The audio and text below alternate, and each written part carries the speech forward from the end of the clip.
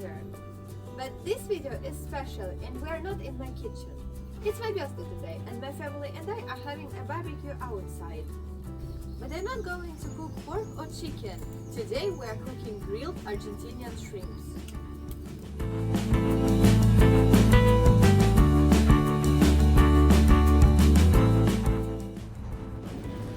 So I went to this big supermarket and chose shrimps. I was in two minds about the shrimps, and so I came back later and took these ones as well.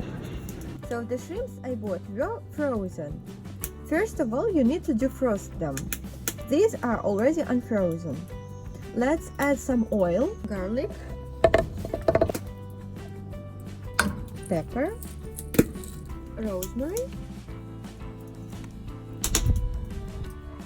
and let's pour in melted butter and salt. Okay, so it's time to grill our shrimps. I tried to lay the shrimps really close to each other because I wanted to grill all of them at once. You can watch me dancing and having a really good time while I was flipping the shrimps.